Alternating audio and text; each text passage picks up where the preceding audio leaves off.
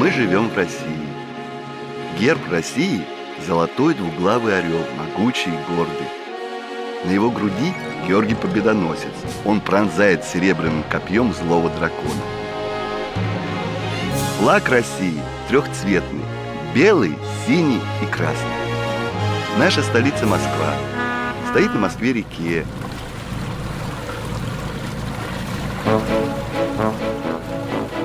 А на севере от Москвы, на реке Вологде, стоит русский старинный город Вологда. В Вологде, как и в Москве, есть Кремль. Но вот такое вкусное масло не делают больше нигде в мире. Оно так и называется – вологодское.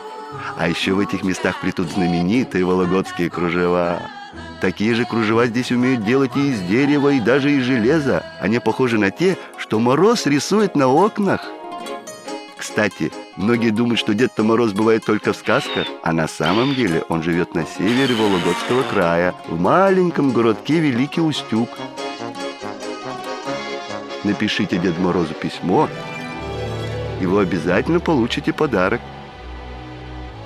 А если вы любите русские сказки, то здесь их превеликое множество, и каждая, как драгоценный камень-самоцвет.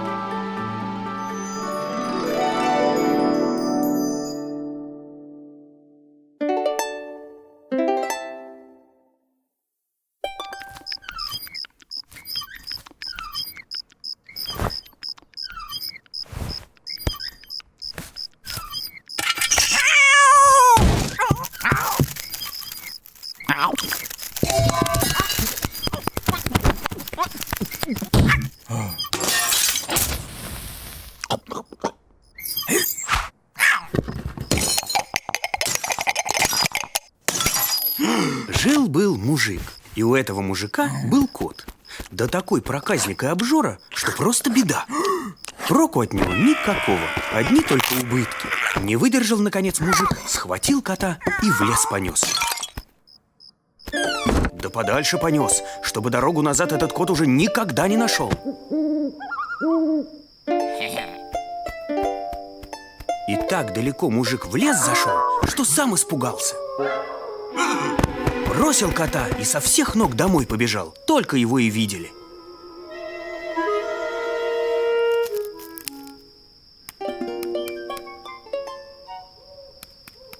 А случилось так, что лиса мимо проходила. Увидала она мешок, любопытство ее разбирает. Что это там такое? А кот в мешке от страха ни жив, ни мертв. Слышит, вокруг кто-то топает. Думает лиса: домой мешок отнесу, там и раскрою.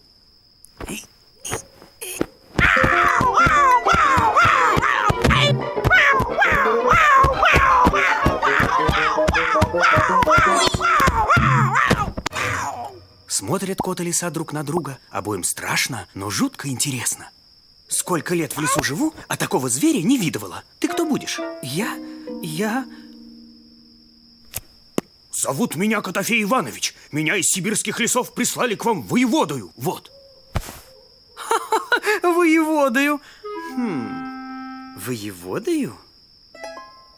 Ах, какой вы важный воевода, Котофей Иванович. Какая выправка, какой мундир. А что, Котофей Иванович, давай поженимся. Поженимся? А тебя как звать-то? Елизавета Петровна я.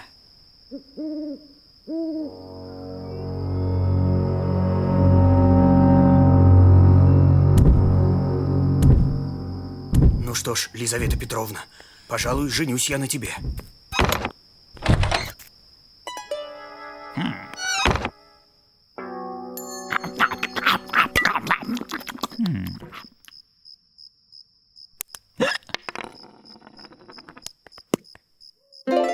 И стали они вместе жить. День и ночь веселятся, песни поют, да в ладушки играют.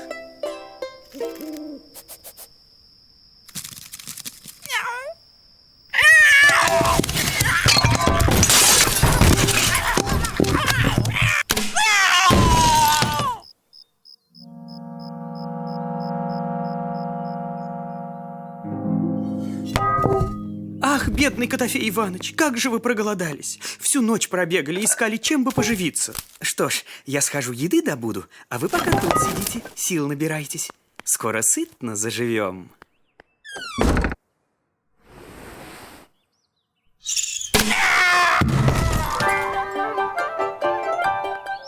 Бежит лиса по лесу, грибы собирает, а сама по сторонам поглядывает. Вдруг волк навстречу. Здравствуй, лисенька. Ты чего это, грибы собираешь? Ты же их не ешь. Я-то не ем, да вот муж мой, Котофей Иванович, очень любит. Какой такой Котофей Иванович? А ты разве не слыхал? К нам из сибирских лесов воеводой прислан. Былая лисица-девица, а теперь нашего воеводы жена.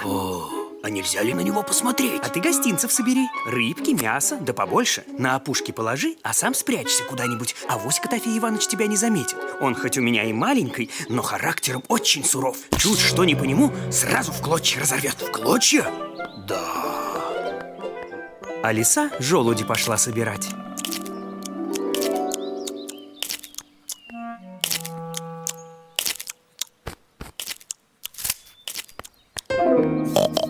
Дожили! Ты чего это, лиса? Мои желуди хватаешь? Фу, так я ж не для себя, для мужа моего, Котофея Ивановича, Какого такого мужа?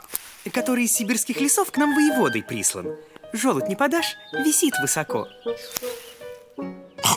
Дожили! Слышь, лиса, хочу на воеводу твоего посмотреть. А ты гостинцев собери, рыбки, мясо, да побольше. На опушке положи, а сам спрячься куда-нибудь. Авось Котофей Иванович тебя не заметит. Скоро он у меня на расправу-то. Дожили.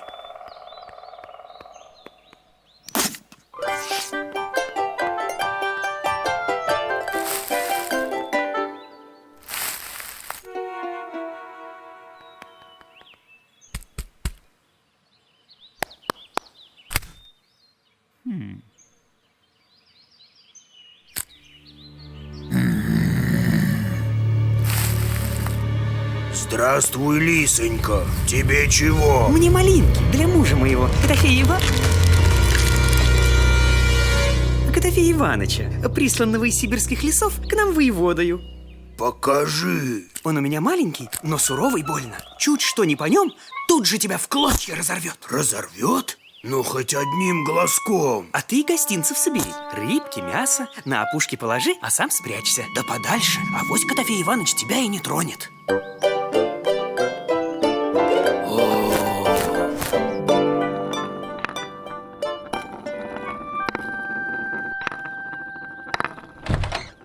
Скучаете, Котофей Иванович? А я вам покушать кое-чего принесла.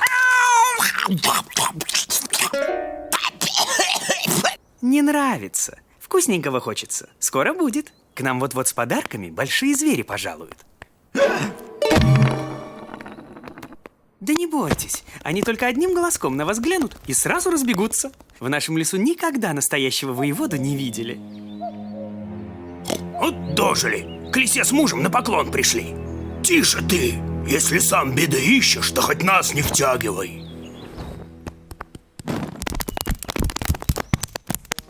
Лиса вот велела спрятаться. Вот дожили. Ай! Дожили.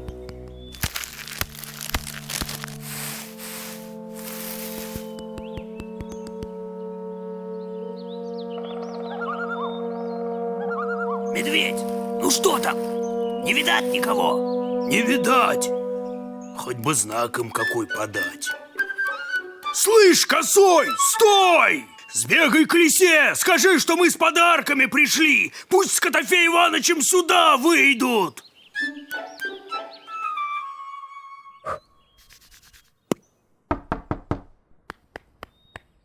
Мне свыше передать велено, что к вам с подарками явились и выйти просят.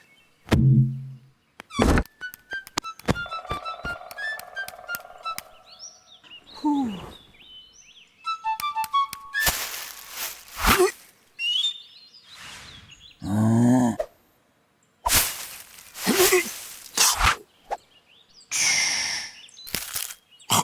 Дожили. Ну что, идут? Да вроде идут. Ну как он, воевода-то?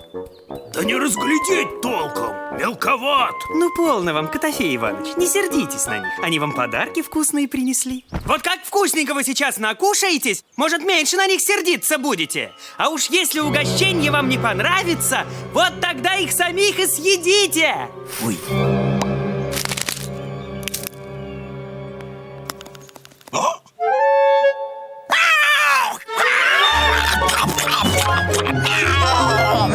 Медведь, что там? Я же не вижу ничего. Ой, беда. Все кричит мало, как бы до нас не добрался. Ты куда, косой? Жить надоело. Не могу больше так. Сам посмотрю.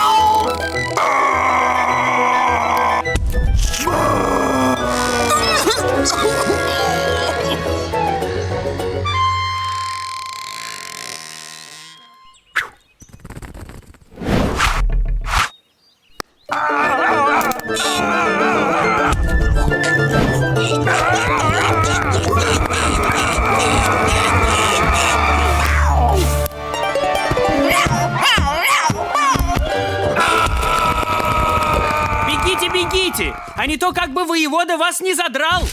Да другим передайте, чтобы неповадно было Котофея Ивановича сердить. Вот задали вы им трепку, Котофей Иванович. Долго помнить будут. С тех пор кот и лиса стали жить сытно.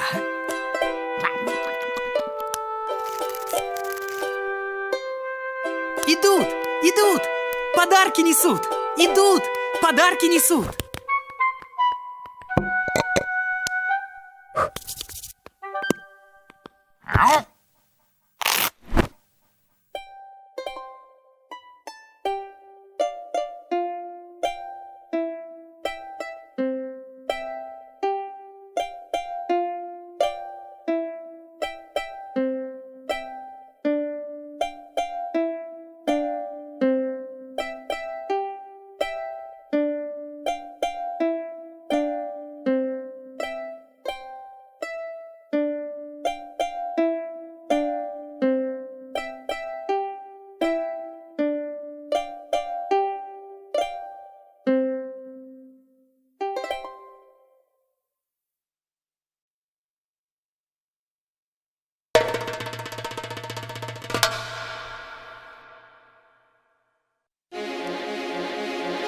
Мы живем в России. Герб России — золотой двуглавый орел, могучий и гордый. На его груди Георгий Победоносец. Он поражает серебряным копьем злого дракона. Флаг России трехцветный: белый цвет мира и чистоты, синее небо и надежды, а красный — славы и отваги. Столица нашей Родины — город Москва. Наша страна раскинулась сразу в Европе и в Азии. Эти части света разделяют древние Уральские горы. И как раз в южной части Уральских гор живут башкиры. Край этот необычайно богат птицами, речной рыбой и зверями. Не случайно на гербе Уфы, это столица Башкирии, изображена куница.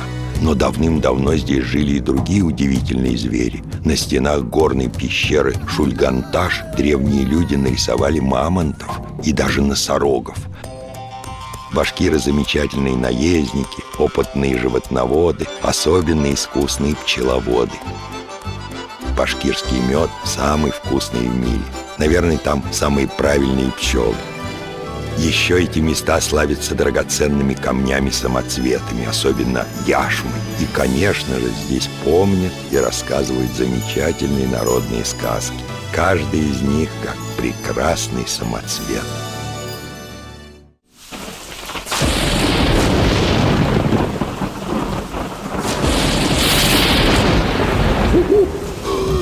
Однажды ненастной ночью, когда хороший хозяин собаку из дому не выгонит. Ой!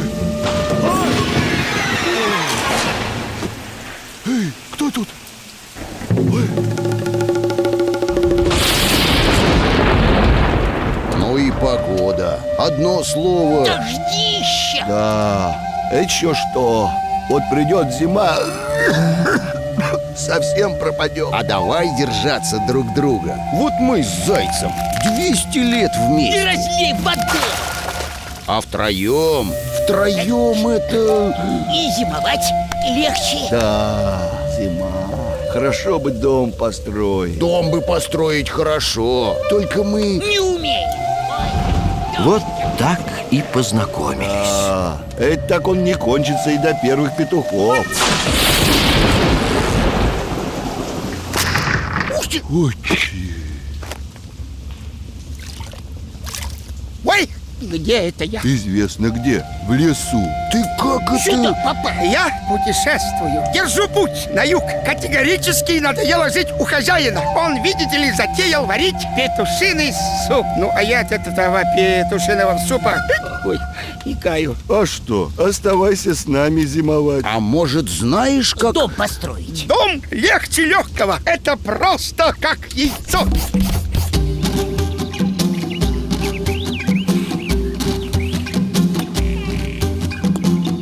И стали они вместе жить, к зиме готовиться. Медведь пасеку завел, ульи с пчелами, чтобы зимой чай с медом пить. Волк на реке рыбу ловит, вялит и сушит.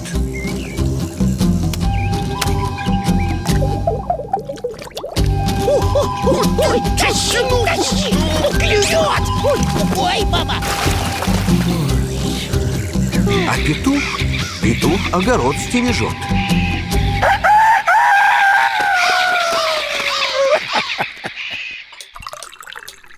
А что, товарищи, неплохо бы нам корову купить? Да, корова — это хорошо. Молоко. Масло.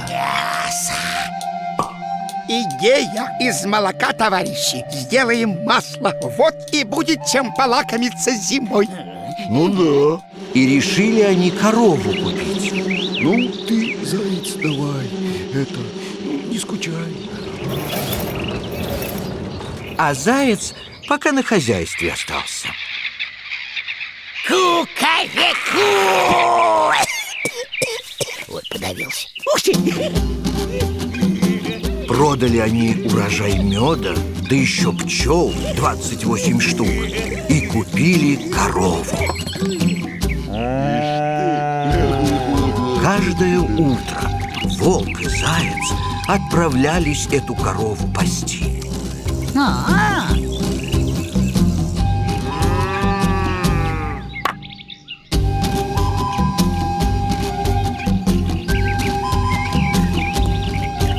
Из молока готовили сливки и взбивали масло. Не-не-не-не-не-не-не. Это масло, товарищи, хранить лучше всего на чердаке. Никто не должен трогать. Никто. Зимой мы будем брать его помаленьку и жарить на нем картошечку. А хоть попробовать. Можно? Как зима придет, тогда и попробуем. А до тех пор ни и не просите. Да, ну конечно, порядок нужен. К концу осени этого масла был уже целый батман. Здравствуйте, любезный, вечер добрый. Ты куда это? Путь держишь, а? Я лиса-сирота, осталась на свете одна денешенька. Некуда мне, бедно, идти, все, что у меня есть, кумга, да и тот пустой да дырявый. Пустите, пожалуйста, меня к себе жить. Да, одному жить плохо. Это точно. Вот мы с Зайцем 200 лет Не вместе. разлей вода.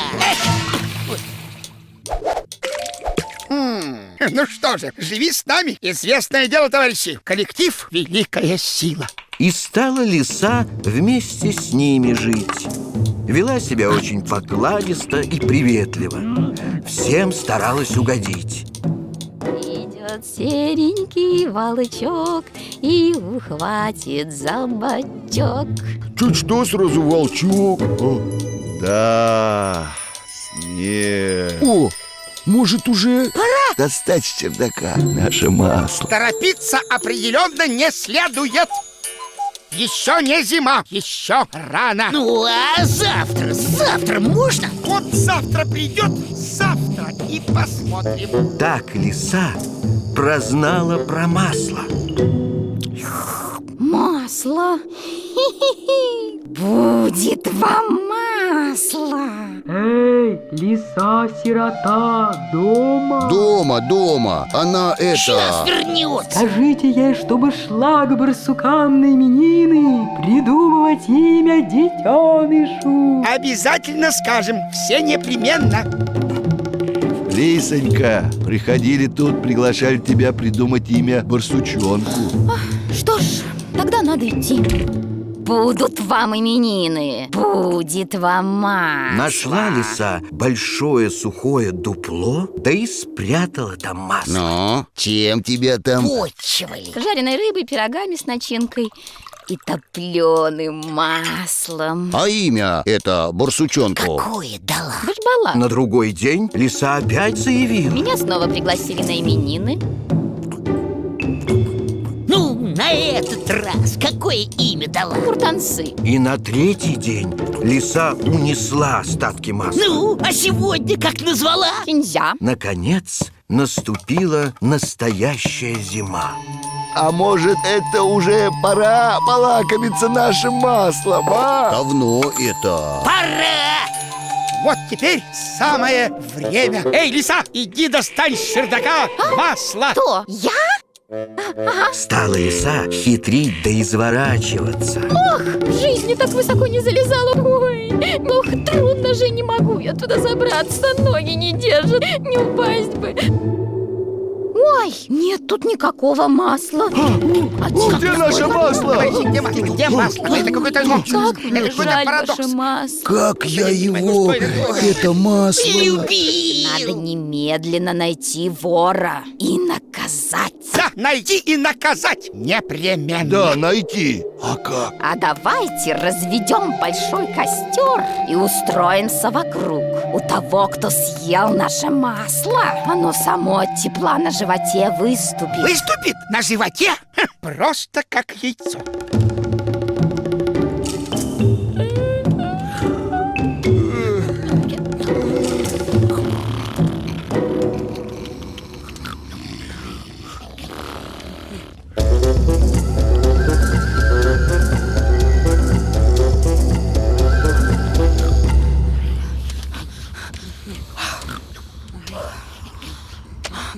Проснитесь! Проснитесь! Ой. Товарищи! Что? Так это что? Смотрите! Выходит, ты масло это... Смотрите, вот кто съел наше масло! А как же это, а? Беда! Караул! Не ел я вашего масла! Как не ел? А это что? Вот оно, наше маслице! Да не ел я масла! Верьте мне, братцы! Что-то здесь не так. Ага, надо бы еще раз. Это... Не надо ничего проверять. Без того все понятно. Не надо ничего проверять. Проверять нужно все и всегда, все непременно. Попрошу всех к костру. Ну не ел я вашего масла.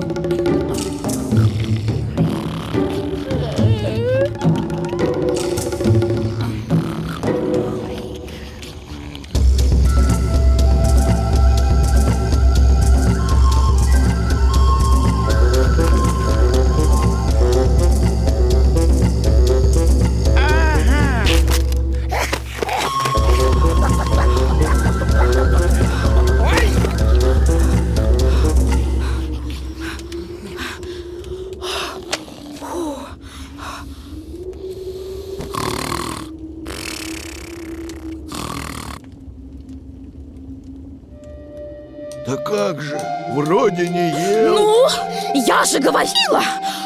Вот кто съел наше масло. Завтра же утром убирайся вон косолапый с нашего двора. Нам здесь воры не нужны. За что не ел я, чужой я среди своих?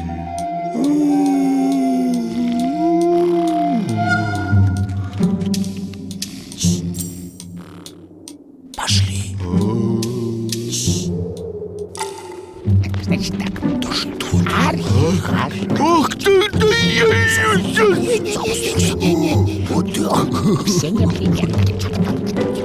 Здорово это слушай. Проваливай с нашего двора. Давай, давай. Пошел отсюда. Пошел отсюда. Ишь, повадился. Масло наше воровать. Ишь ты. Пойду-ка я снег убирать. Пойдем и мы. Дрова рубить.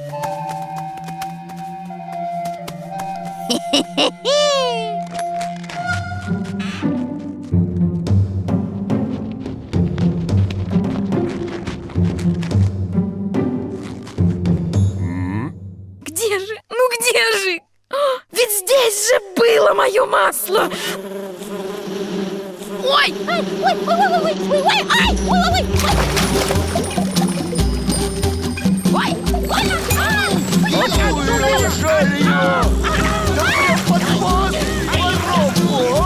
Так была наказана лиса, хитрая и жадная.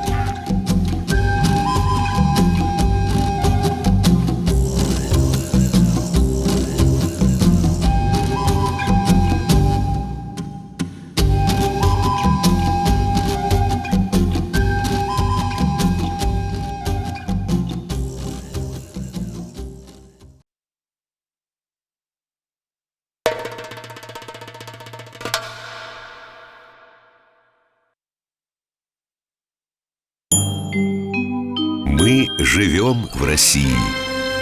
Наш герб – могучий двуглавый орел. На груди орла – Георгий Победоносец. Он побеждает злого дракона.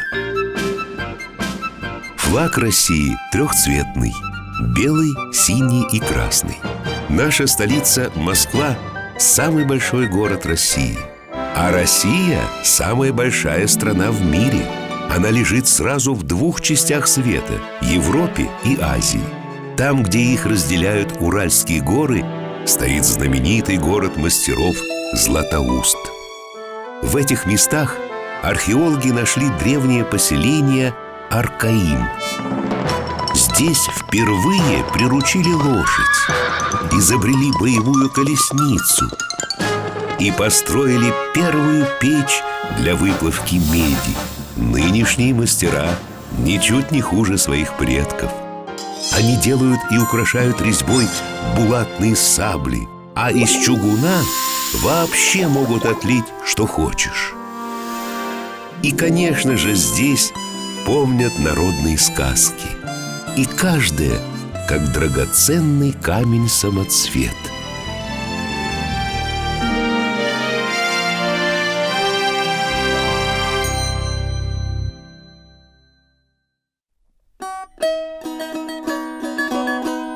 Давным-давно жили-были кузнецы, кот и воробей. Ковали они разные полезные вещи и отвозили их на ярмарку. И жила-была у них маленькая хорошенькая девочка, Жихарка. Так они ее звали. И эта Жихарка страсть как любила во что-нибудь играть. И играла она с утра до ночи.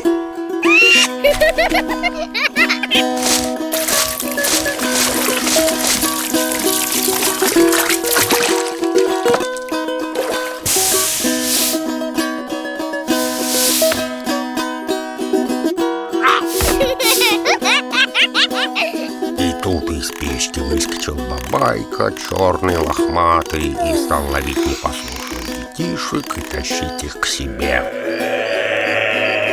Уходи, бабайка, я послушная. И с тех пор жили недолго и счастливо. И вот однажды кот и воробей собрались на ярмарку. Хватит, Жихарка, шалить, остаешься за хозяйку.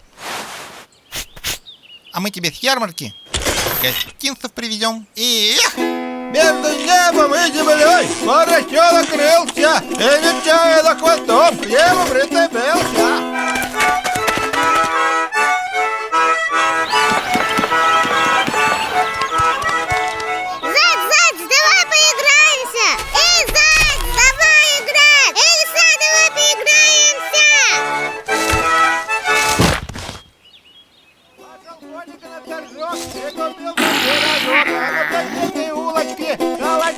булочки.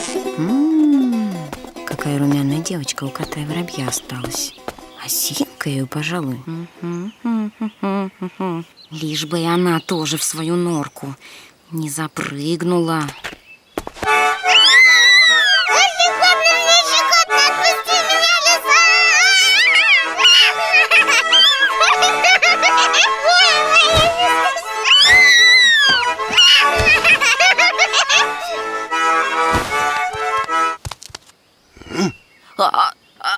А не ваша ли деточка на мосту балуется, а? Ну ладно. Жихарка, запри дверь. И лихе, не открывай. А то ходят тут, понимаешь. Всякие. Лиса по лесу ходила, лиса голосом А водила, лиса лиса такая-сякая. Подождала, пока кот и воробей подальше от дома за холмы уйдут, и опять к Жихарке побежала.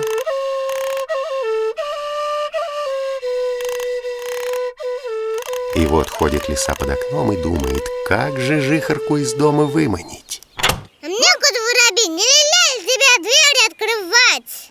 А я с тобой поиграться хотела. Да. А во что играть-то будем? Играть будем... А давай как ты с зайцем играла в догонялки. Я буду заяц, а ты лиса. Догоняй!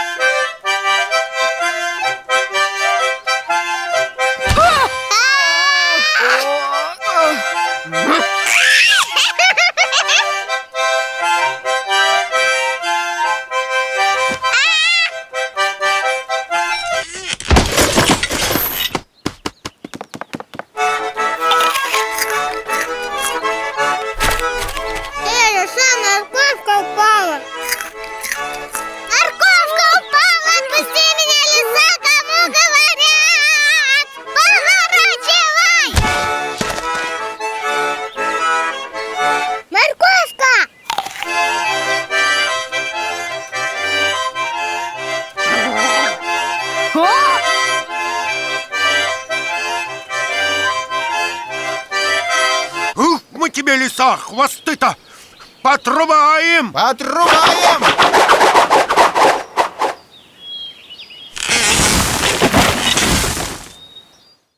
А я ей дверь не открывала. Мы с ней просто игрались. Жихарка, с лисой играть нельзя. Она тебя обманет, украдет и съест. А не будешь слушаться, бабайка придет. Поняла? Ага.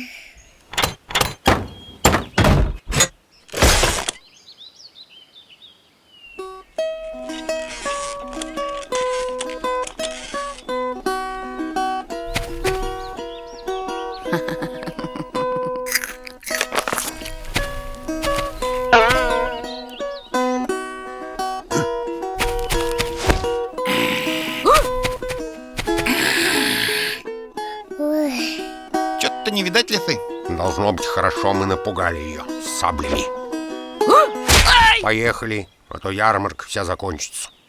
На этот раз лиса дождалась, когда кот и воробей ушли далеко-далеко от дома. Чтобы они не услышали эту девочку.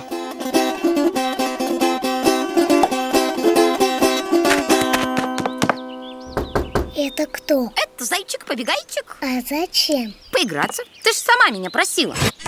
А лисы поблизости не видать? Вроде нигде не видать. А давай как ты с лисой играл. Я буду лиса, а ты заяц. Давай беги от меня. Беги, заяц!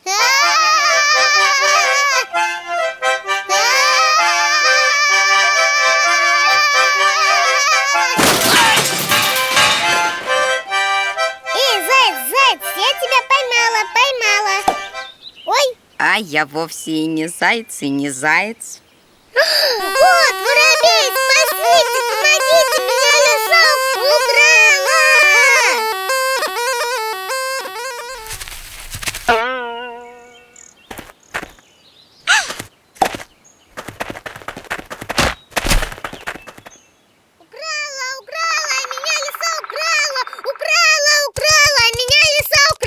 Хватит орать! Я хочу, чтобы ты меня кушала! Да не буду я тебя кушать! Не будешь? Мы просто поиграем с тобой в калачики. Может быть, в куличики? Нет, в калачики. Ты тут посиди, а я сейчас быстренько калачики-то играть? Калачик садится на лопату. Ух ты! А потом его суют в печь. А что потом? Потом закрывают заслонкой печку и ждать 5 минут до полной готовности. Давай, цепись от лопаты и сворачивайся калачиком. А как это? Я не умею сворачиваться. Как? Ёлки, поем я сегодня когда-нибудь. Держи лопату. Показываю. Надо на лопатку улечься, лапки поджать, вот так вот свернуться, мордочку хвостиком накрыть. Поняла? Да, поняла. Калачик на лопате. Его суют в печь. Закрывают заслонкой печку. И ждать 5 минут до полной готовности. Ой, скоро кот и воробей вернутся, гостинцев привезут, калачиков, куличиков. Лиса, мне домой пора, завтра доиграем. Горю, куличик, калачик.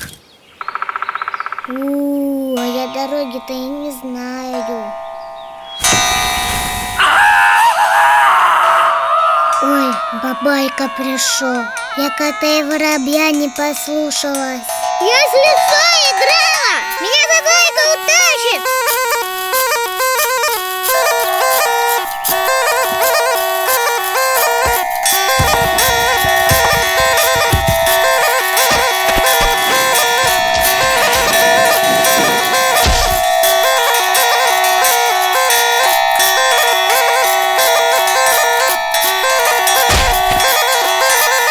Заяц, бабайка идет! Беги, заяц, беги!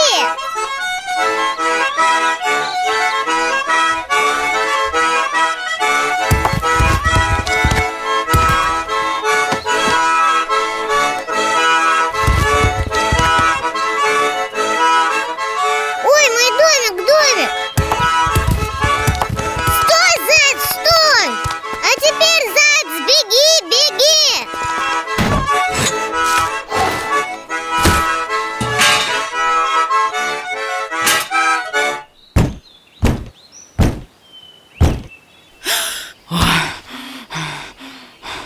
Это что, лиса? Лиса.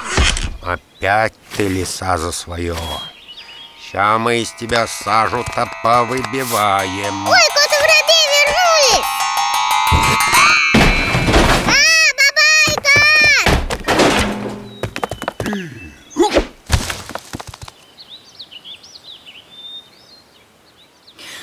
Ох, несчастная я голодная! И что это за жизнь-то такая? Ой, горе мне! Бабайка домой пошел, он у лисы в печке живет. Ой, головушка моя бедовая! Сиротинушка! И что же ты такое? Как жить-то?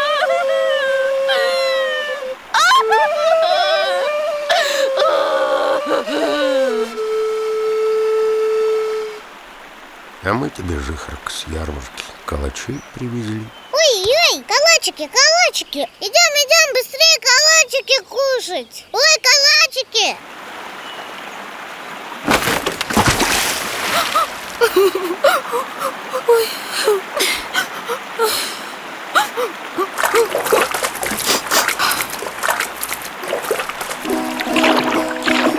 Ой, а бабайка-то приходил, потому что я с лисой играла. Мы с зайцем так быстро бежали.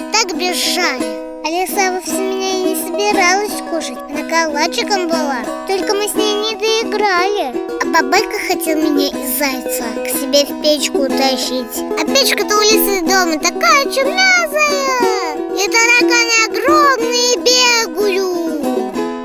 С тех пор лиса больше жихарку не воровала. Уж больно много хлопот с этими жихарками.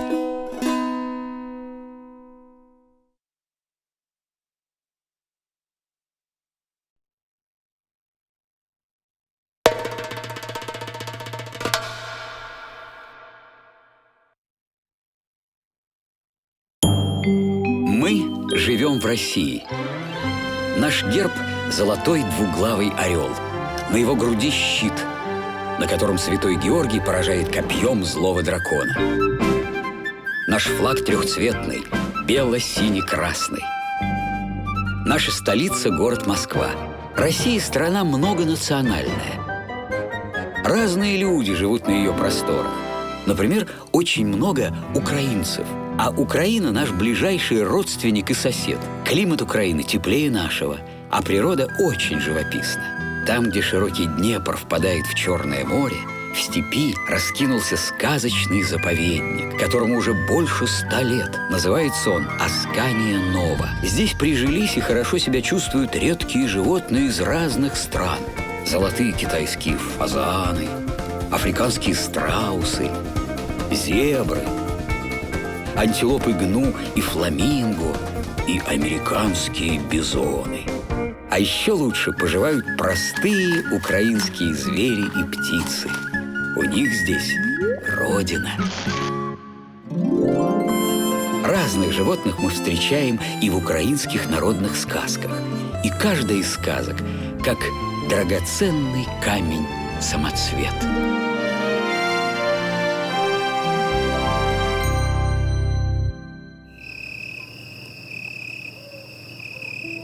Жил когда-то в наших краях один нахальный лис. И вот собрался как-то этот самый лис курятинкой полакомиться.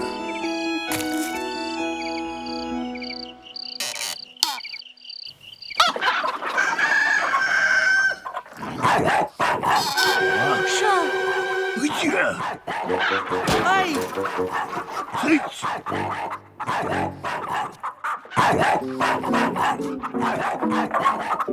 Туточки!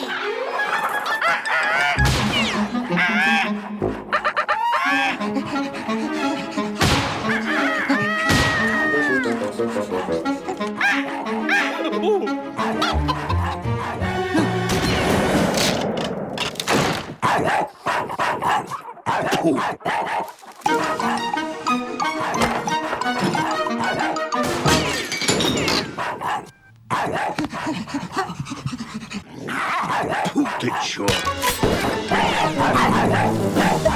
Держи!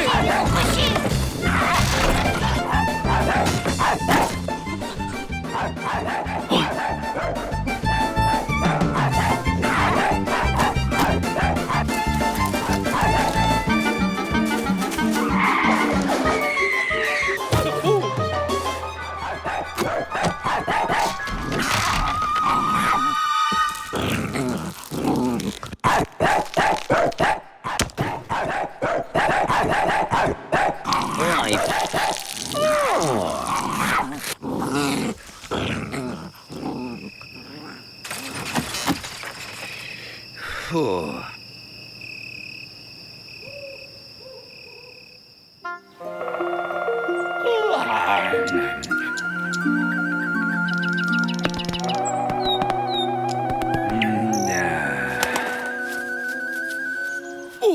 Эй, ты, как тебя это...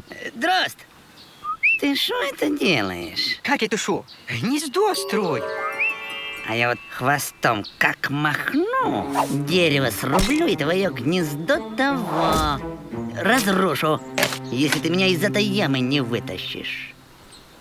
Ой, не надо, я сейчас.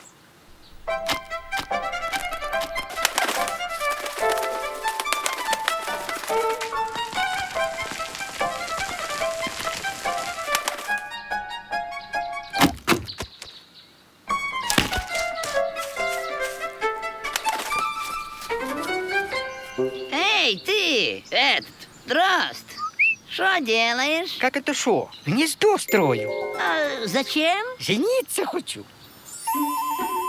Да? А я хвостом как махну, дерево срублю, гнездо разрушу, а твою дроздиху, извиняюсь, съем, если ты меня сейчас не накормишь. Ой, не надо, я быстренько, подожди.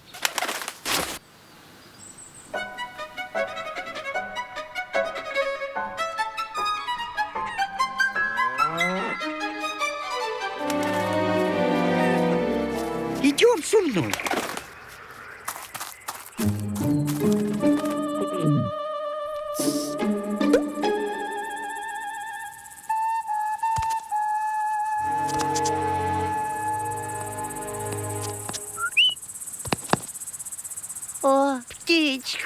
покалеченная. Отнесу-ка я тебя, родная, на рынок. Может, кто и купит детям на забавку.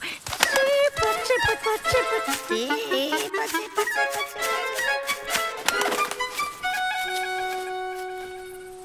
Ой, беда. Что съесть не успею, то хоть понадкусываю. Брысь, бисова душа. От тварюка, щоб тебе пусто было, ну щоб тебе подняло і гепнуло об землю, тварь ти така.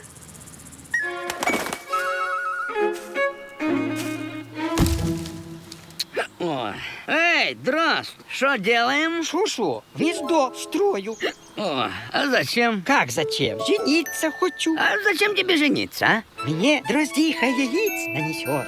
Яиц, говоришь? А я хвостом как махну. Дерево срублю, гнездо разрушу. Все ваши яйца вдребезги разобью, а твою дроздиху слопаю, если ты меня сейчас не напоишь. Ну что же, идем со мной.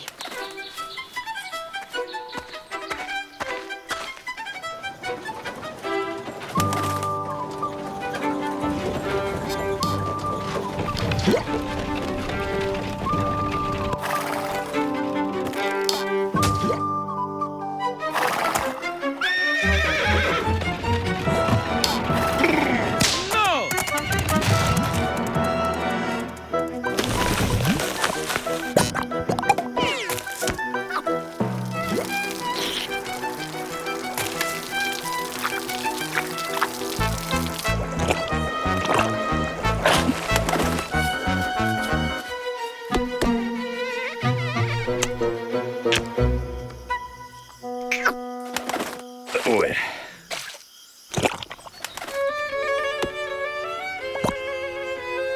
Эй, ты, Дрозд! Ну чего еще? Чё? Что делаешь? Гнездо строю. Жениться хочу. Дроздиха мне яиц нанесет. Из них птенцы вылупятся. Птенцы? Да если ты меня сейчас не рассмешишь как следует, я хвостом как махну, дерево срублю, а твое гнездо и твоих птенцов, и твою дроздиху, и твое дерево, и вообще все сожру. Вот. Ладно уж. Идем.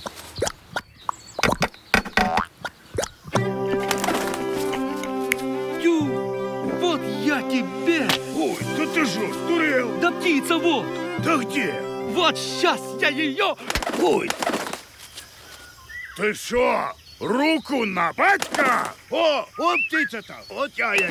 Вот я ее! Вот я ее! Ай, да вы шо, батя? Не, да ты что? Ты че, не бачу, ты моя голова! Да тю на вас! Да я сам на тебя тю! О, опять чертова птица на голове у вас!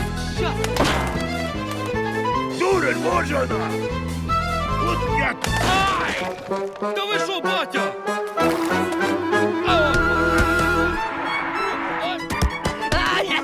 Ой, батя, ручку!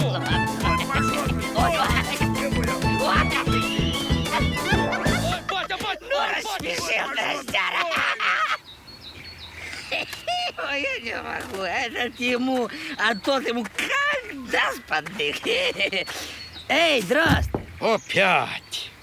Вот ты меня из ямы вытащил? Вытащил. И накормил? Накормил. И напоил? Напоил. И рассмешил? Рассмешил. А вот теперь напугай меня, а не то я... Да знаю. Никуда не уходи.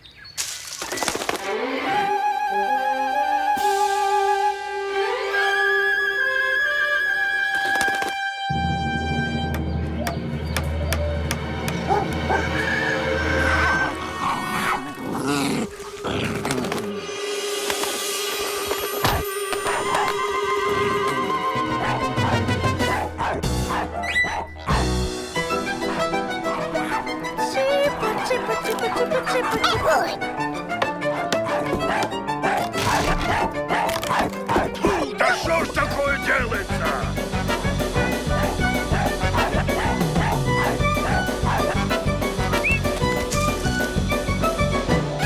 Так это не страшно же? Сейчас. О! Ох, ё! Страшно. Ой, страшно.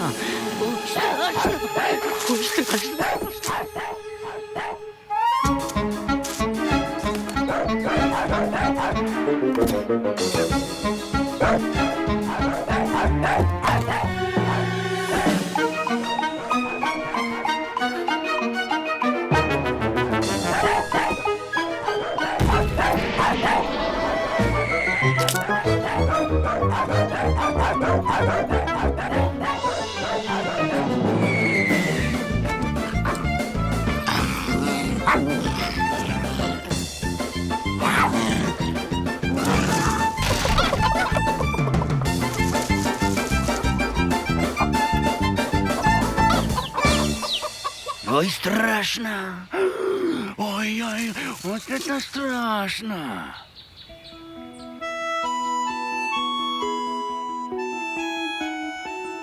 Достроил-таки дрозд свое гнездо, женился. У них с дроздихой 5 птенцов. Они все живы, здоровы и уже научились летать.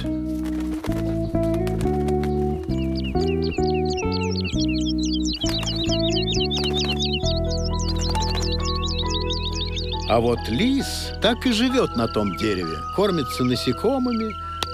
В общем-то, уже и попривык. Вот только птиц боится. Очень. И все грибники удивляются. Да чего же крупные белки водятся в наших лесах? Ай! Ти чого не бачиш? Де моя голова? Та ви що, батя? Що? Ой, батя, ручку! Різко був. Ой. Где?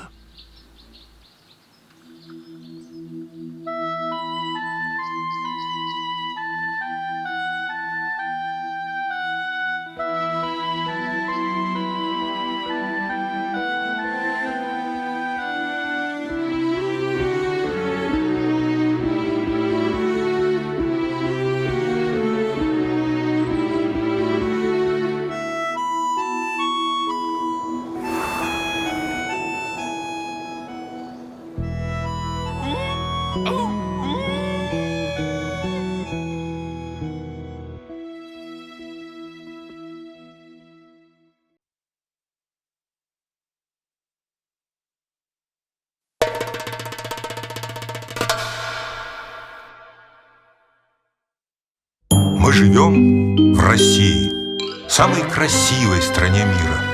Наш флаг трехцветный – белый, синий, красный. Наш герб украшает золотой двуглавый орел. В России проживает очень много разных народов. В солнечных долинах, меж холмов и стройных тополей, в свежести горных вершин и Черного моря живет древний народ – крымские татары. Или, как они себя называют, крымцы. Народ живописный и хлебосольный. Раньше основным их занятием было разведение лошадей, коров, овец и даже двугорбых верблюдов. А уже позже крымские татары стали заниматься земледелием. Крымцы также отличные ремесленники. В долинах жилища они строили из земляного кирпича с земляным полом, а в горах дома были деревянные. Крымские татары шьют красивую одежду, украшая ее уникальными орнаментами и узорами. И, конечно, у них есть пословицы и поговорки. Например, согласие в семье – благополучие. И ребенок – цветок дома. Своим детям они рассказывают старинные сказки, и каждая из них как удивительный самоцвет.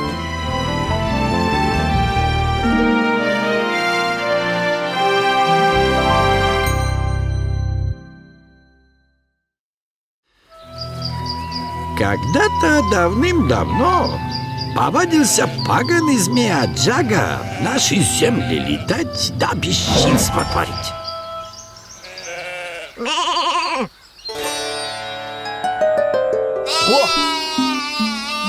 Как узнал об этом падишах, Ух, и разгневался, и повелел, кто принесет ему шкуру от Джаги, получит...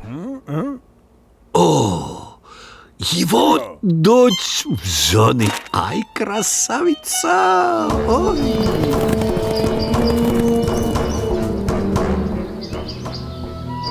А неподалеку жил один бедный чибан. Совсем бедный был такой, вообще бедный. Да. Однажды утром захотел он винограда со своей лозы. А винограда-то и нет. Где виноград? Вот беда-то какой. Весь виноград лис по имени Тилки съел.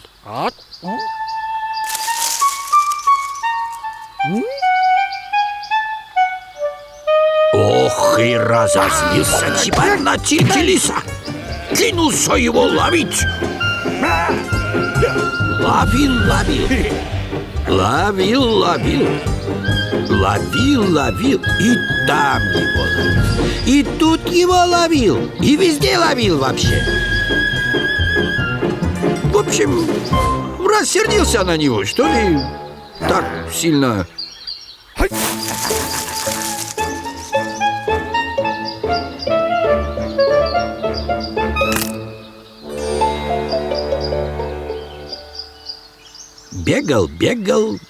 Бегал лис от чибана. Да поймал тот его все же и к утесу понес. Кинуть его на острые камни, чтоб не воровал впредь. Тут и говорит Тильки лис чибану человеческим голосом: «Пощади меня, добрый человек, я любое твое желание исполню, проси, чего хочешь». А чибан и говорит: «Хочу из тебя шапка сделать. Какой от тебя еще прок?» Подумал. Или нет, говорит. О, жениться хочу на дочери падишаха. И пообещал тогда лис добыть шкуру от Джаги, чтобы свою целость сохранить. Только, говорит, путь долг и тяжел. Дай-ка мне в дорогу свои сапоги. Ну что ж, делать нечего, согласился чибан. И отправился искать логово змея наш лис в сапогах. Искал. Всю землю исходил, понимаешь? Ой, долго искал.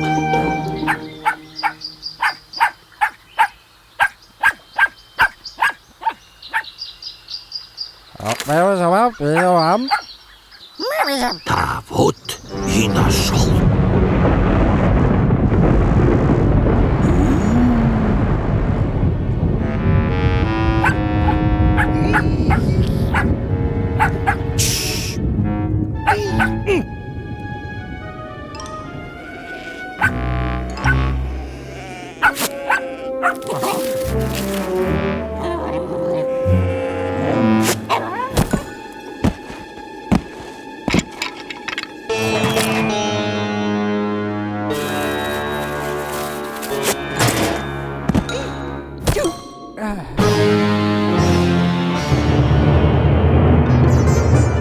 Оказался Тильке в логове от Джаги. Глядит, по всей пещере груди золота лежат, там всякое разное. А посередине громадная печь. Да и самого змея ждать не пришлось. Ох, и страшный! 7 голов у него. На каждой пасть острыми зубами полна. Шелк. Жуть, в общем. Страшный был.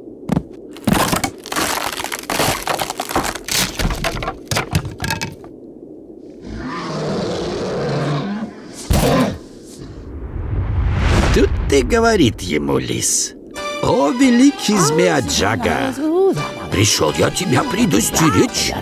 Явился по твою душу великий воин Беш-Салкин-бей. Не будет от него тебе пощады вообще. Разгневался змей, заревел во все 7 глоток, аж земля задрожала.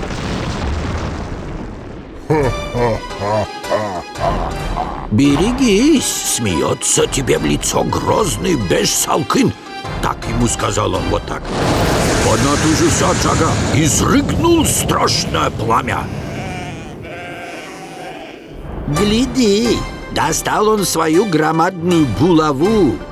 Снимет 7 твоих голов, как одну.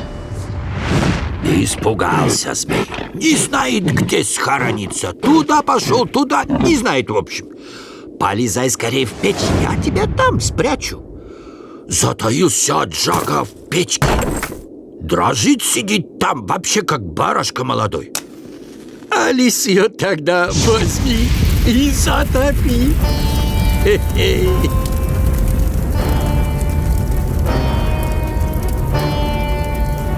Учуяла Джага жар, да и нырнул прочь в трубу, а шкуру свою в печи так и оставил. Совсем голый улетел вообще.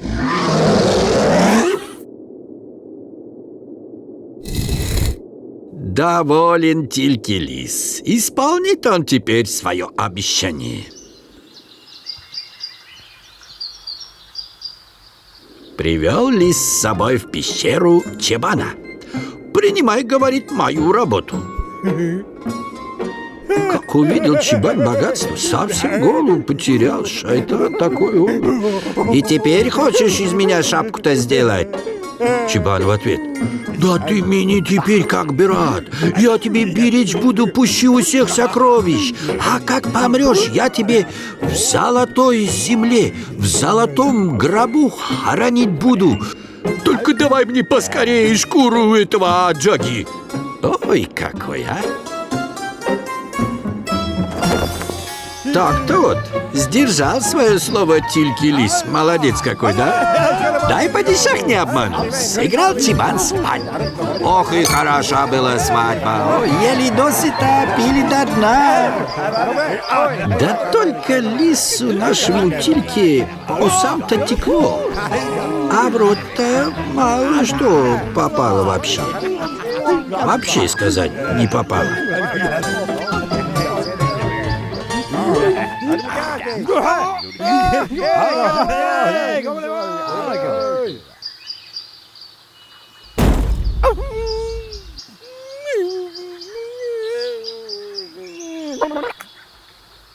Решил тогда Тильки лис, затылка почесав, проверить, как Чебан свое слово держит.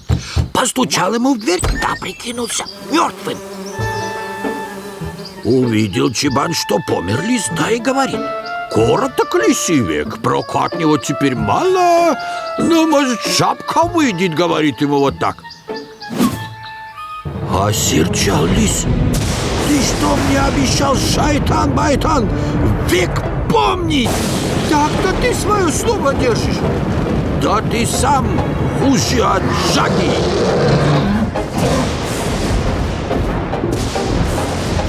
Так ему сказал, да. Ну, это... обиделся, в общем, сильно.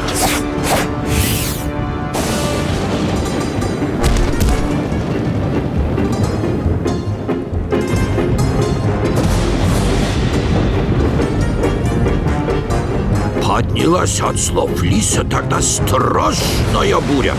Чебан от ужаса глаза закрыл, а когда открыл, видит только горы вокруг, да его старая хибара, да засохшая лоза.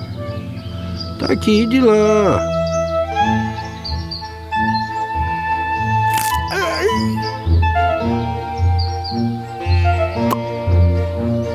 Вот так Чебан получил урок, а Тильки лис пару новых сапог, понимаешь, да?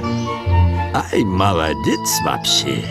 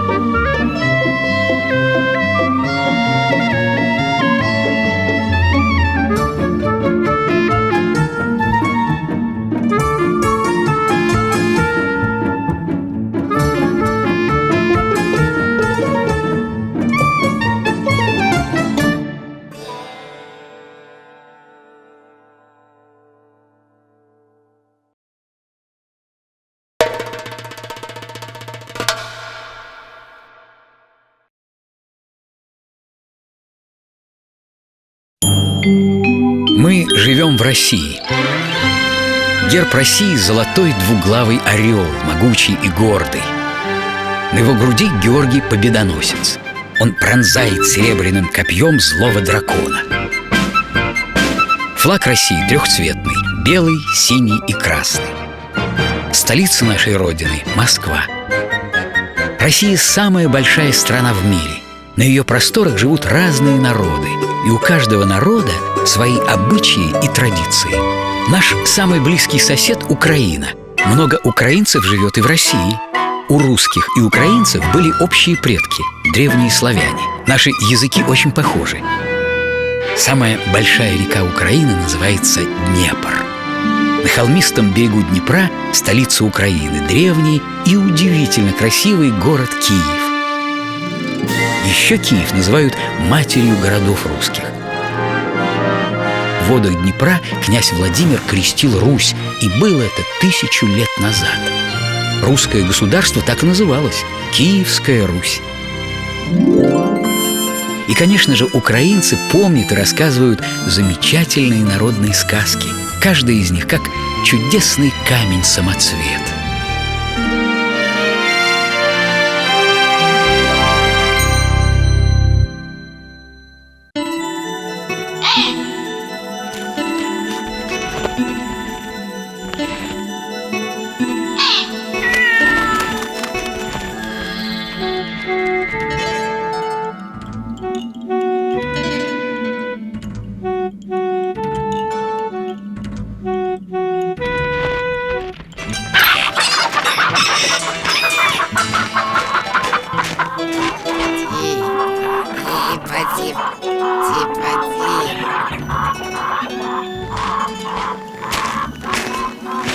От мороз. Усьо геть померзла. І дідові штани.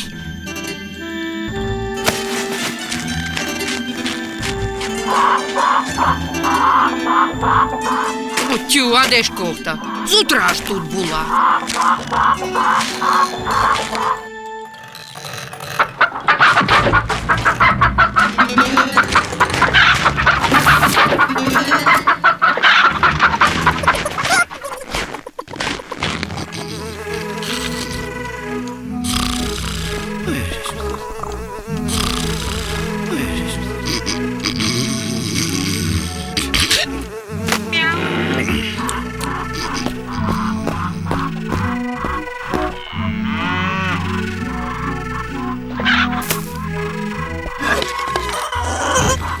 Все попадало.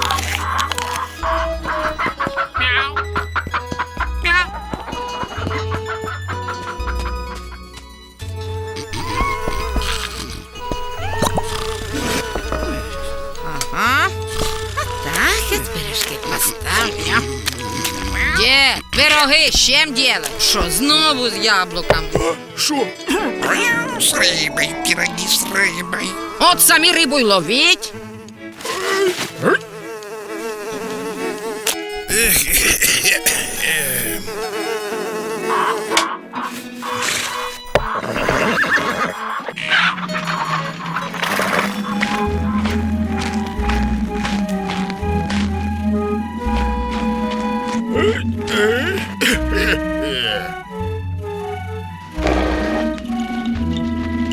Куди це наша баба поїхала? Ой, вераба, де ти заросла?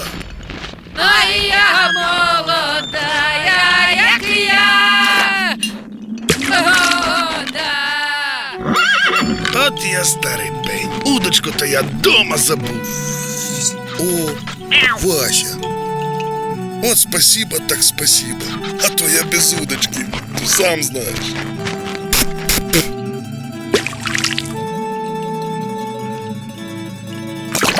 Здоров, дед. На что сегодня ловим? Як на что? На муху. Не, мух я не ем. Ты ж знаешь, я сало люблю. Сало. О.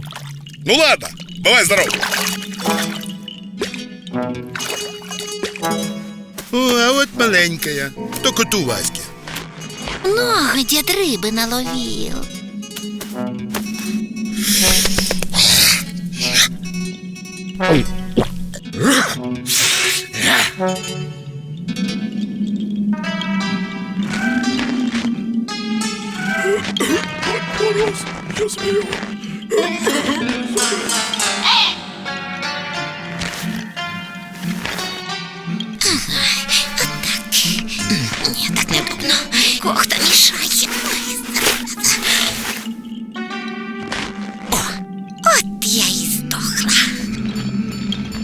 Вот так-так, лисиця.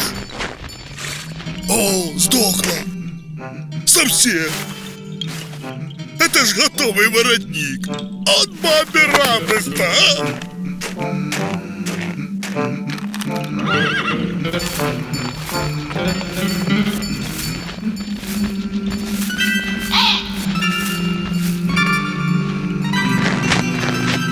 О, жінка, я і риби наловив, і подарочок тобі приніс. Воротник із селої натуральної доклої лисиці. А де ж воротник? Де ліса? Та й риби нема. От старий пень, де ж воно все? Здорова була, лисичко-сестричко. Ты это что делаешь? Не видишь? Рыбу ем. А мне не дашь? Тебе? О, а где ты эту кохту взял? Где взял? А вот где ты рыбу взяла? Зимой, я извиняюсь. Де взяла? Сама наловила. Хвостом. Хвостом?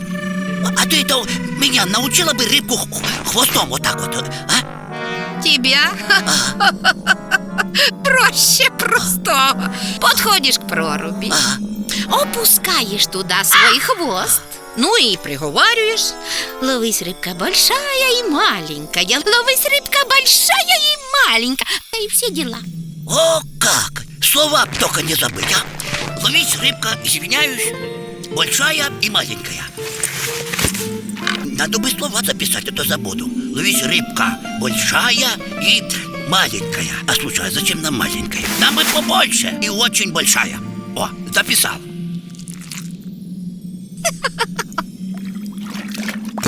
Рад був, Вовчик. Да цик, не шуми. Всю рыбу распугаешь. А на что ловим? Не видишь, на что? На хвост. На хвост? Не, хвост я не ем. Я сало люблю. Сало! Вот дурный. Так а бы у меня это сало было, я бы тут что, сидел? Думать надо этим, не, извиняюсь, а головой. Ну тогда бывай здоров.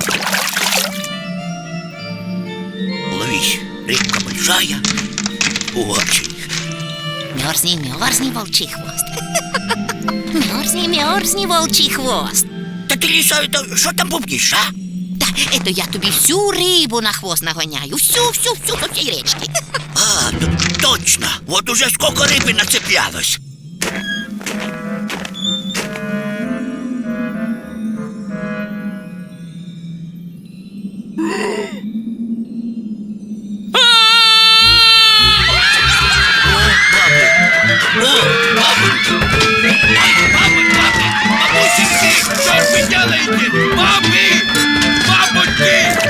А что, опять ловим? На коромысло? Ну это вообще!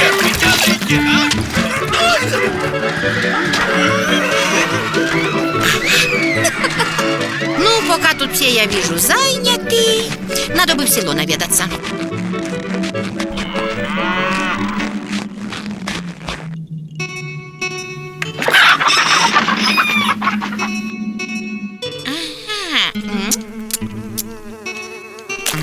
Вот яка гадость.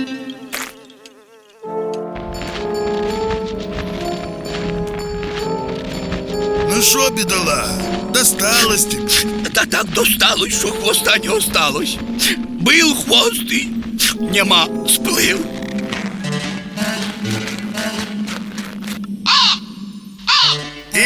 Да, без хвоста совсем... это... Що ти охаєш, старий? А де ж твоя риба? Нет, так нет. О!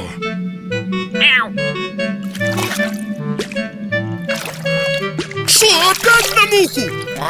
Я ж про сало говорил! Какая рыба сорвалась! Ну! Не расползаться!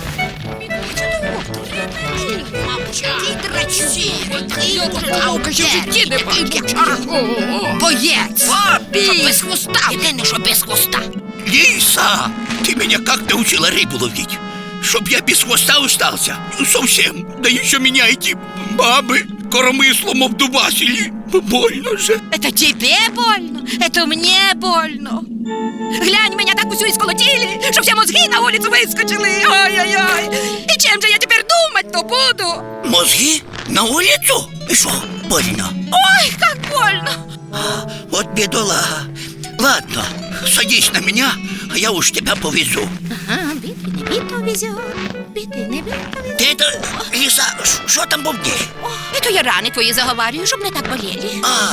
Ну-ну, заговаривай. На том и спасибо. Битый не битого везет, битый не битого везет. А куда это ты меня везешь? В деревню везу, ясно дело. Там тебя это лечить будут. Да не надо меня в деревню. Я теперь уже себя лучше чувствую. Потерпи, Лиса. У меня в деревне дед знакомый есть. Уж он-то тебя вылечит. Да не надо меня лечить. Мне уже совсем хорошо. Еще лучше, чем раньше было. Это тебе сейчас хорошо, а потом опять вдруг хуже станет. Вот тебе жена и целый воротник, и лисица, и сестрица. Вот оно, счастье. Хватай рыжую! Держи ее! Хватай ее! Запорви ее! Ой, несчастная я.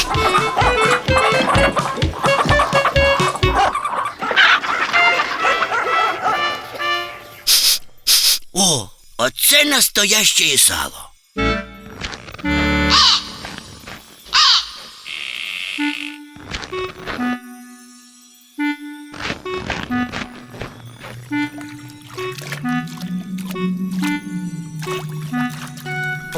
Помню, я в прошлую зиму наловив тут целую корзину раков. Ну ви ж самі знаєте, раки тут зимують.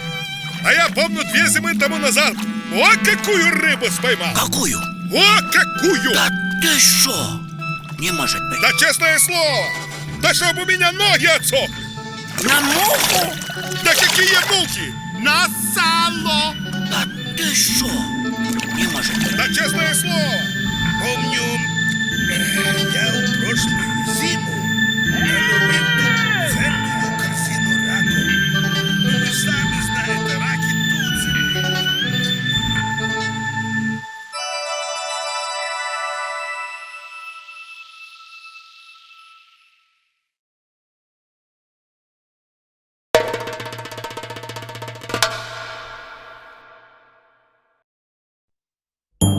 Мы живем в России. Флаг России трехцветный, бело-синий-красный. Герб – золотой двуглавый орел. Главный город России – наша столица Москва. А вот географический центр нашей страны расположен на берегу Таежного озера. Озеро называется Виви и находится в Эвенкии. Озер здесь множество, и вода в них такая чистая, что ее можно пить. Зима в этих краях холодная, небо ясное, звезды яркие. В древности эвенки представляли созвездие Большой Медведицы огромным небесным лосем, а Млечный Путь – снежным следом от лыж охотника. Настоящие охотники-эвенки делают лыжи из дерева, а снизу подбивают мехом. На таких лыжах любого зверя догонишь. Эвенкийская зима суровая и долгая, а лето совсем короткое. И Новый год здесь отмечают с приходом тепла. Он наступает с первым кукованием кукушки и зовется Икенепке. И, конечно, и в праздники, и в будни детям здесь рассказывают сказки. И каждый из них как драгоценный самоцвет.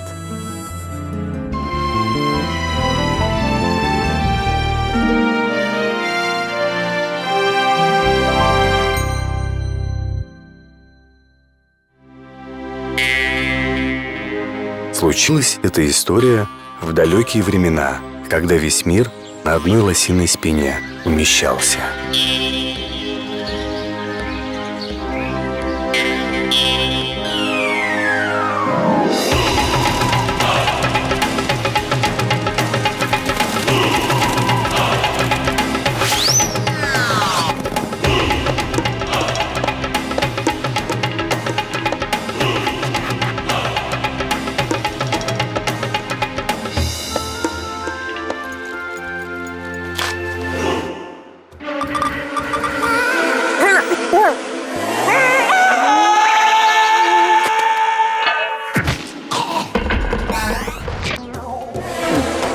О!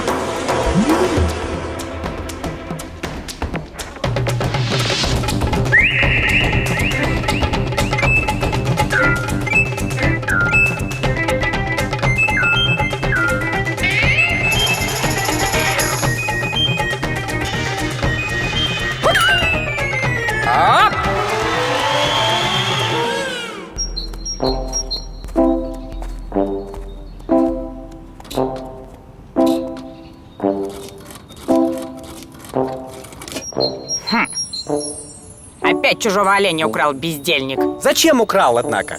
Ничейного вот поймал. Угу.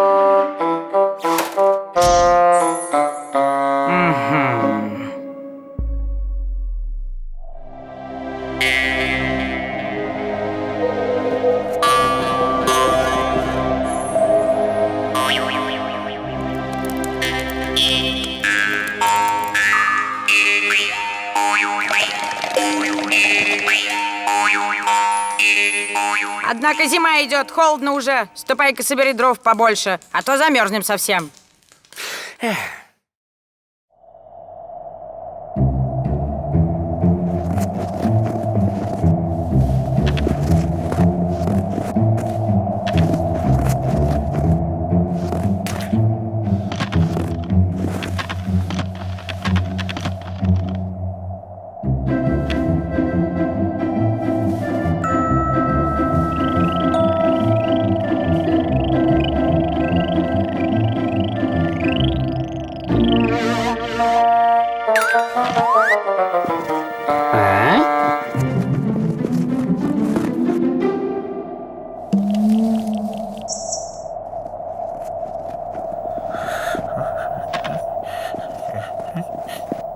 Опа! Эй-эй-эй! Пошел домой!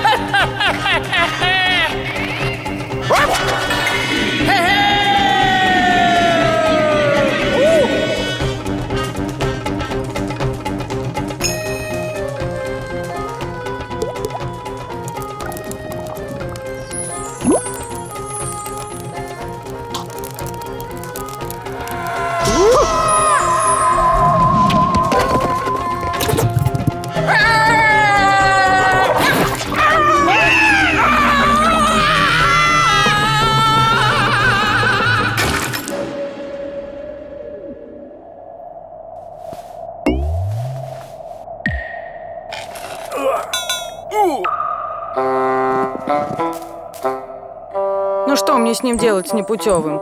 Ничего доверить нельзя. Как его за рыбой пошлешь? Опять ведь учудить чего-нибудь. Слушай, а возьми его с собой на рыбалку, а? Вот ты мужик серьезный, однако присмотришь там в случае чего.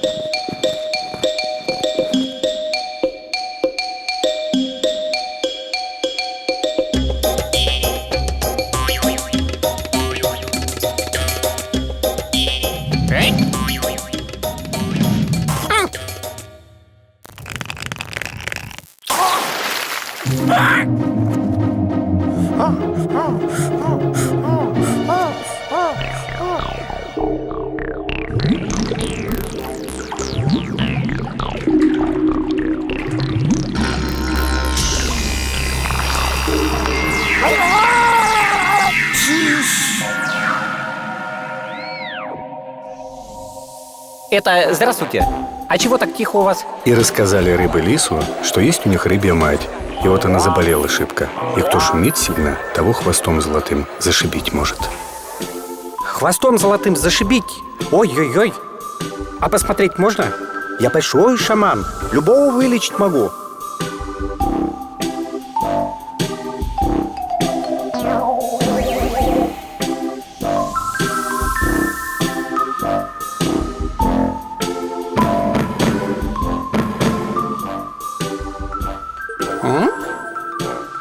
Все ясно.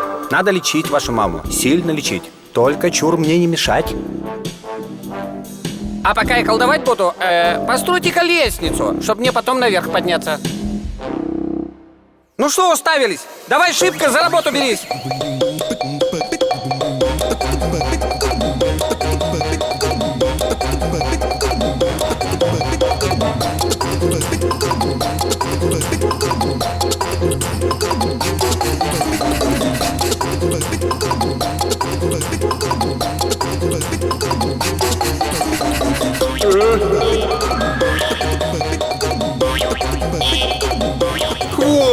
Хвост у него окаянный.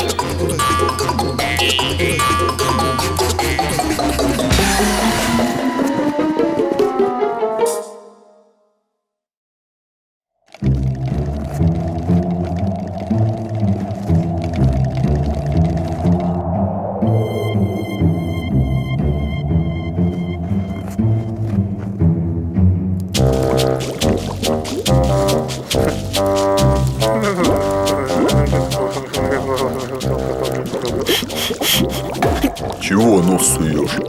Замерз, есть шибко охота. А что ж ты в лес без еды ушел?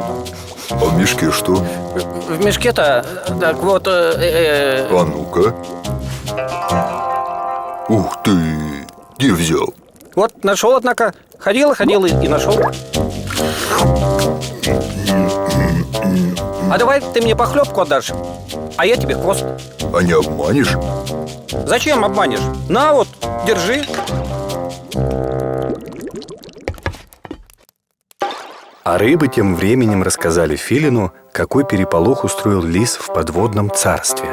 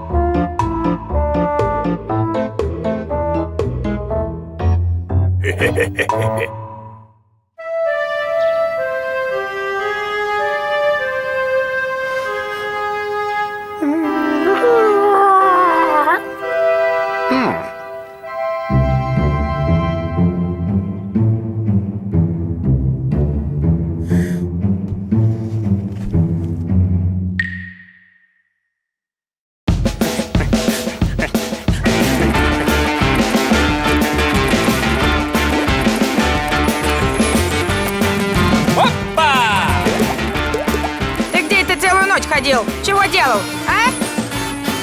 Где ходил? Добычу добывал, однако. Слушай, дай-ка поесть.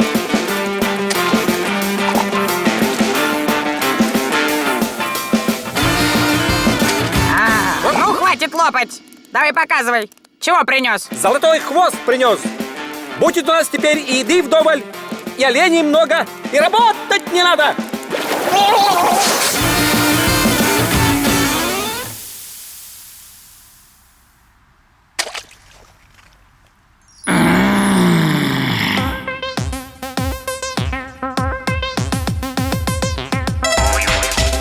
Много лет с тех пор прошло. Только лис, каким был лентяем да пройдохой, таким до сих пор и остался.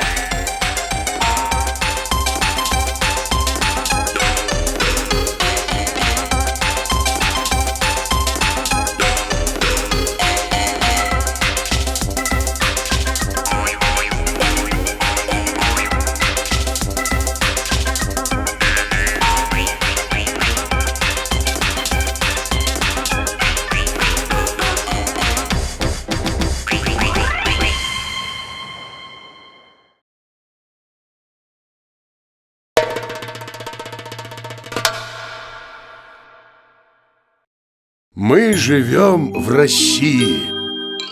Российский флаг бело-сине-красный, а герб — двуглавый орел с Георгием Победоносцем на груди.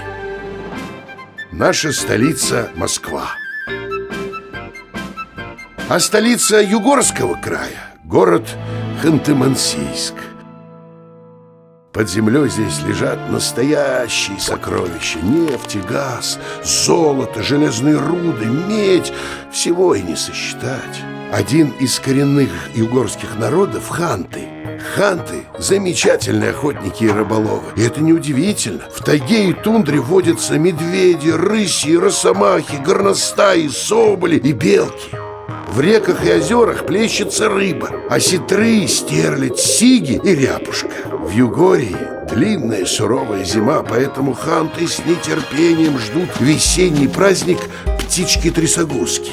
Все радуются долгожданному теплу и солнцу. В этот праздник детей угощают вкусной кашей с кедровыми орехами, а из теста лепят маленьких птичек. А девочки машут руками, как крыльями, и танцуют. Сказки детям здесь рассказывают всегда, а не только в праздники. И каждая сказка как драгоценный камень-самоцвет.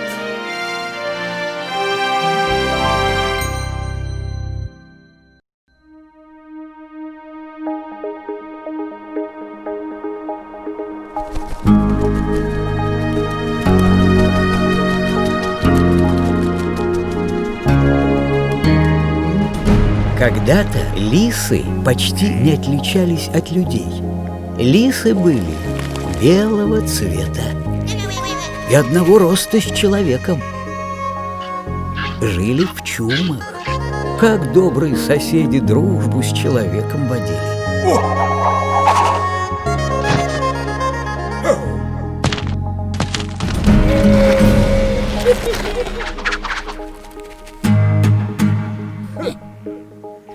Но однажды все изменилось.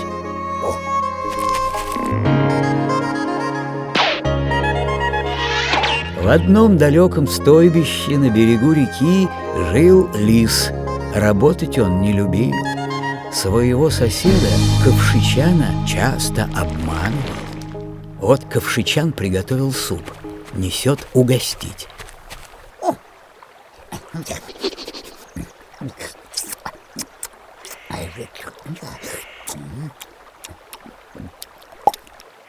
Ой, вкусно! Дай еще. Больше нет. О, еды на тебя не напасешься. Еще и посуду не моешь. Бездельник. Обиделся лис. Решил проучить Ковшичана. Догнал его и говорит: Ковшичан, а мы засиделись в стойбище. Может, поплаваем по реке? Вдруг найдем что-нибудь вкусненькое. Припасы на исходе, хоть своих оленей режь.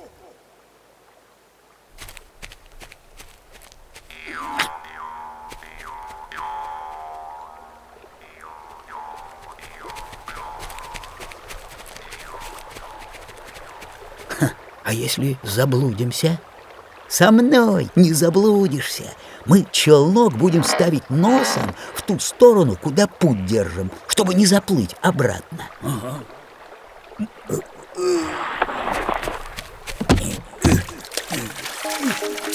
Плывут лис с Ковшичаном по бурной реке. Давно не видел Ковшичан такого разговорчивого приятеля. Смотри, смотри, какая красота! Замороченный Ковшичан молчит. Птичьи гнезда проверить надо.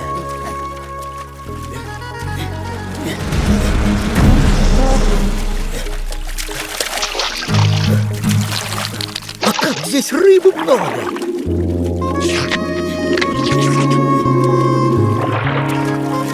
Устал, Ковшичан? Давай остановку сделаем.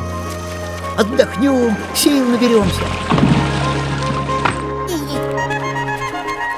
Ляг, поспи, а я пока костер разведу. Только Ковшичан заснул, лис повернул челнок носом в обратную сторону.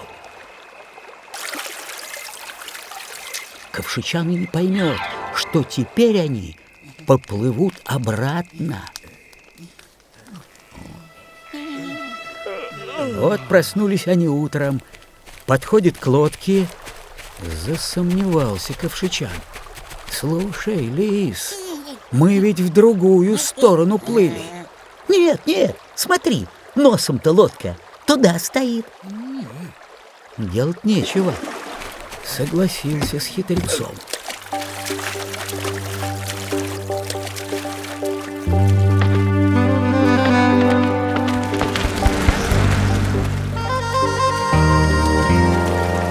Причаливают они к берегу.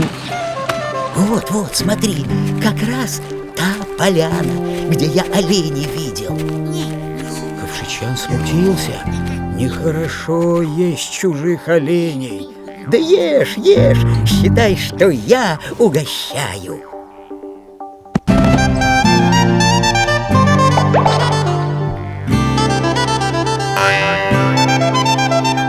Ковшичан не устоял и согласился.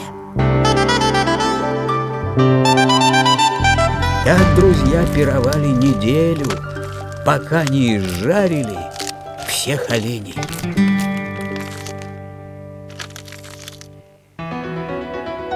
Вдруг лис говорит: смотри, Ковшичан, что я тебе покажу. Подходит Ковшичан, смотрит. Это же мой чум! Это было мое стадо! Затаил обиду Ковшичан. Решил проучить лиса-обманщика. Пришла зима. Ударили морозы, выпал снег. Отправился Ковшичан в лес копать яму для ловли зверей. И тут в его голове созрел план, как лиса наказать. Пойдем вместе поохотимся на кабанов. Вдвоем веселее, да и добычу выслеживать легче. Обрадовался лис. Впереди бежит, торопится. Да где ж твои кабаны? Кажется, тут давно никого не... Провалился лис в яму, незаметную из-за снега. Ковшичан, неси веревку из чума. Попался. Я замерзну. Забыл, как моих оленей съел. Теперь посиди тут, как следует. Но не злое у Ковшичана сердце. Сосед все-таки, хоть и обманщик. Заспешил он к себе в чум за веревкой, чтобы лиса спасти.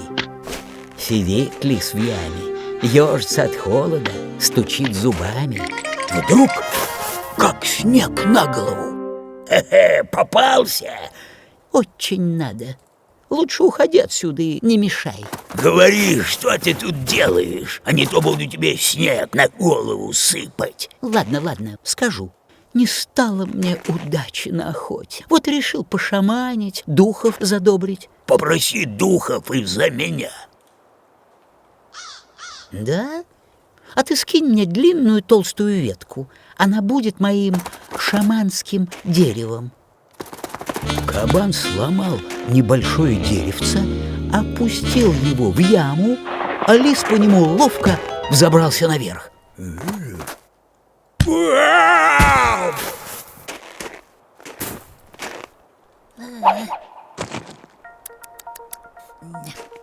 Возвращается Ковшичан с веревкой, заглядывает в яму. Совсем перепугался Ковшичан, что соседа погубил.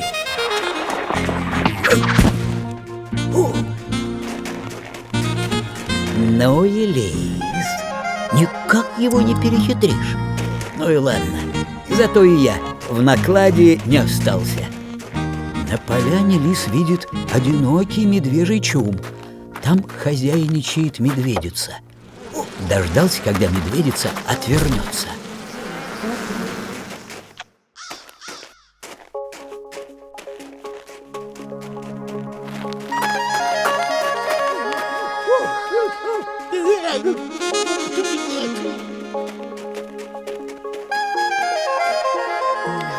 Только было лис собрался полакомиться добычей, как увидел стаю голодных волков. Вас, братцы, много, а мне и одному мало. Что ты тут делаешь? Решил полакомиться. Это как? Научи нас. Надо крепко сжать зубами кончик своего хвоста. По всей его длине и проступит вкусный питательный жир. Голодные волки так вцепились в свои хвосты. А это что? Не уйдешь от нас! Добежал лис до стойбища, надел меховую парку, накинул на голову капюшон и заглянул в чуб. Друзья Ковшичана собирались полакомиться свежим кабанчиком. А вот и сам Ковшичан. Не узнал он лиса в чужой парке.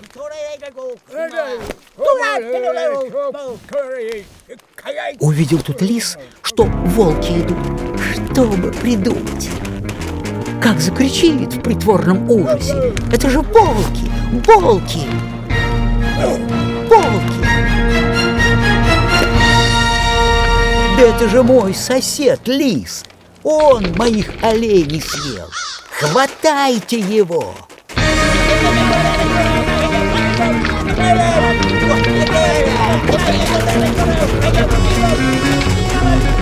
Взобрался лис на дерево, а тут и люди с огнем.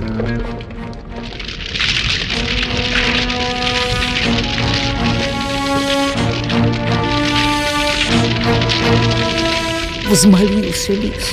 Огонь, огонь, не жги меня всего. Жалься надо мной, оставь меня живым.